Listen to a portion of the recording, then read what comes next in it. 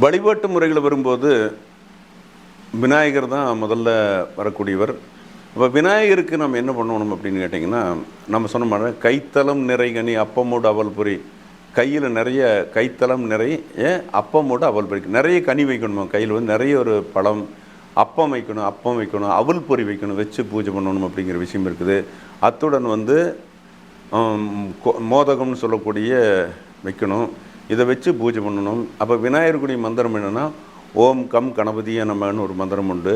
இதை சொல்லலாம். அல்லது உங்களுக்கு தெரிஞ்ச மந்திரங்கள் எது வேணாலும் சொல்லலாம். 5 கரத்தனை யானை முகத்தனை இந்திரன்பலை போல் மீட்ட நந்தி மறந்தனை யானை குழந்தில் புந்தியில் போற்றுக்கிட்டேனேன்னு சொல்லலாம். அல்லது எது வேணாலும் உங்களுக்கு அந்த மந்திரத்தை, விநாயகரோட மந்திரத்தை சொல்லலாம். ரொம்ப எளிமையாக இருக்கிறது ஓம் கம் கணபதியை நம்ம இந்த மந்திரத்தை வந்து சொல்லி பூஜை பண்ணணும்னு சொன்னால் தினசரி காலையில் ஒரு 108 முறை வந்து சொன்னோம்னு சொன்னேன். என்னன்னா, பிள்ளையார் அருள் இல்லாமல் எதுவும் நடக்காது அப்படின்னு சொல்கிறாங்க.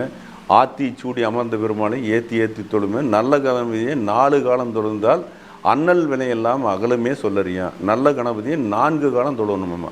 காலை பகல் மாலை இரவு நல்ல கணபதியை 4 காலம் தொழுதால் அல்லல் வினையெல்லாம் அகலுமே சொல்லறியா. சொல்லறிய கஷ்டமெல்லாம் விளங்கும் அப்படின்னு சொல்கிறாங்க.